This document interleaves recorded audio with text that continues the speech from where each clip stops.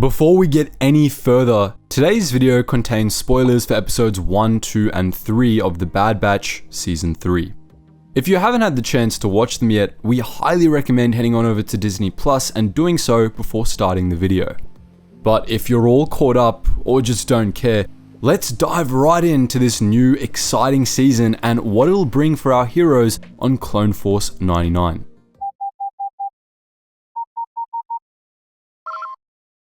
Attention, Sergeant on deck!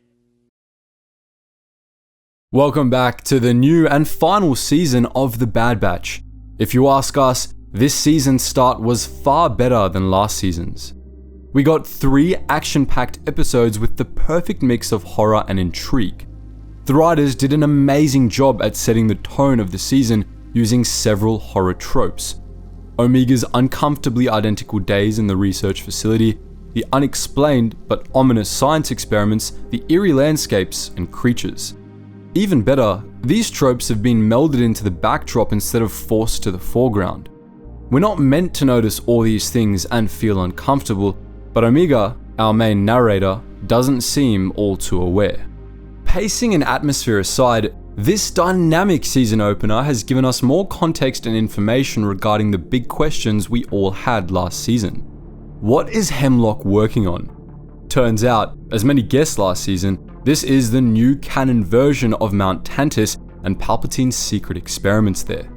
As usual, there are several discrepancies between canon and legends, and in today's video, we'll be taking a look at what we know from both sources and making a few educated guesses at what we can expect to come later on in this season. On the Outer Rim world of Wayland, a lush, tropical planet of seemingly no importance, there stood an Imperial research facility filled with horrors of all kinds. Imperial Research Station 61, as it was known, had once belonged to the genetic terrorist Zeta Magnus, known for releasing stone mites on the core worlds and for unleashing the blue virus during the Clone Wars. The CIS used Wayland to research several new types of cloning, including using Dashta eel tissue and attempting to clone a Morgukai shadow army. After the Clone Wars, the Empire occupied the planet and Palpatine found a new, secret purpose for the laboratory. Over time, the Imperials hollowed out Mount Tantiss, the mountain the original lab had been built into, to create a vast underground facility where an untold number of twisted experiments took place. To further ensure the facility wouldn't be under scrutiny, Palpatine forewent setting a guard of AT-ATs, instead stationing a single Dark Jedi as its guardian. Mount Tantiss was equipped with several Spartai cloning cylinders salvaged from the attack on Kartau, and these proved to be critical in Palpatine's plans. Officially, the facility was a storeroom for Palpatine's treasures, which were stored away in the underground facility. Over the years, new treasures would be added to the sealed vault, including Luke Skywalker's hand and lightsaber, which Darth Vader had gifted his master in 3 ABY. Grand Admiral Thrawn himself made use of Mount Tantiss' cloning facilities, using them to populate his fleet. Something to note here is that the insane Jorus C'baoth, a clone of the Jedi Master Joruus C'baoth that had died prior to the start of the Clone Wars, had arrived at Tantiss and taken over the facility. He, in turn, forced one of Thrawn's subordinates to use Luke's cells to create a new clone, known as Luke Skywalker, though he was little more than a puppet at Jorus' fingertips. And thus, we begin to see that Tantiss' true purpose was far more nefarious than being Palpatine's personal treasure vault. It was a cloning facility, but one built for far more than just manning Imperial vessels. In 9 ABY, at the end of the Thrawn campaign, the New Republic took Wayland and began an archaeological dig to uncover the secrets of the facility. The most critical find, however, was Luke Skywalker's discovery of the Book of Sith, Darth Sidious's own manifesto, which revealed his true intentions with the facility. You see, part of the Book of Sith was dedicated to Sidious's study of the Force, titled The Science of Creating Life. In his book, he detailed ways of manipulating midichlorians, perpetuating life, transcending death, and many other very Sithy concepts. This had been Sidious's plan all along, perfecting the cloning process of Force sensitives. Jorus C'baoth had been the first attempt at cloning a Force sensitive that retained their strength in the Force, but Jolrus suffered from clone madness. Further attempts and research were thus needed because what Palpatine wanted was far greater than building an army. Instead, he was aiming to ensure his own eternal life. Palpatine intended on cloning himself, ensuring there would always be a Darth Sidious of equal skill and intellect on the throne of the Empire. As dark as the Legends version of Mount Tantiss is, however, the new canon version we've gotten through the Bad Batch has a lot more detail and thus is far more chilling. Luckily or unluckily, the Bad Batch has given us a very good look at the horrors of Mount Tantiss, now under the supervision of Dr. Hemlock. It was confirmed through the concept art that Hemlock's facility is, indeed, Mount Tantiss on Wayland, even if the show doesn't name drop it directly. Straight up, there's no doubt as to the facility's purpose. The Imperial personnel stationed there know they're experimenting on clones and with cloning. Their subjects range from dumb beasts like the native lurker hounds to imprisoned clones.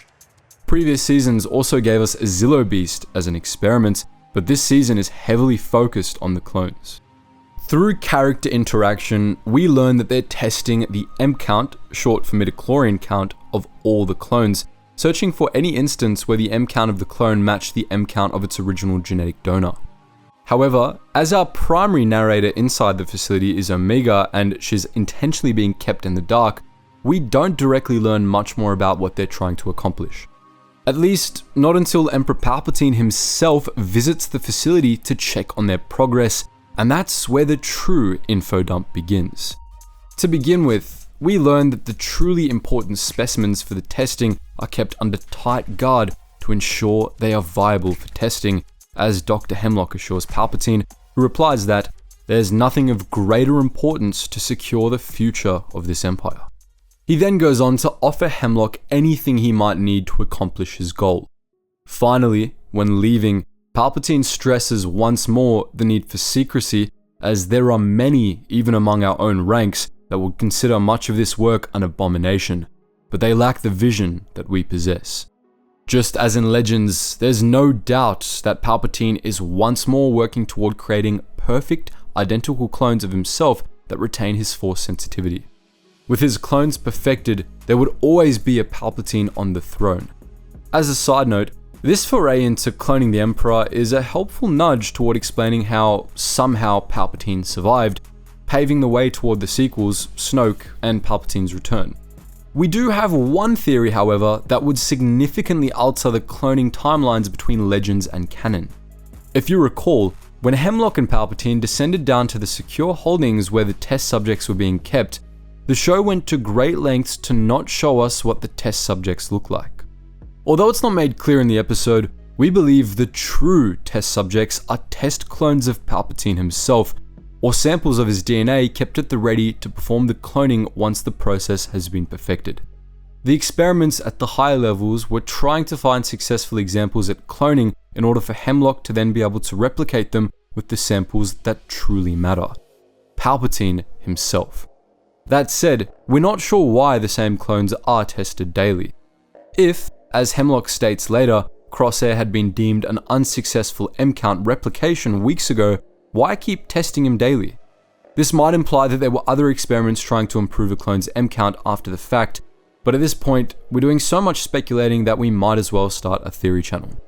But so far, we've really enjoyed the season opener. The eerie atmosphere and excellent use of the show don't tell exposition technique had brought the Bad Batch back to its grittier days, which was sorely missed after some of the colourful episodes of last season. But what do you think? Do you agree the test subjects Hemlock and Palpatine were discussing were Sidious clones?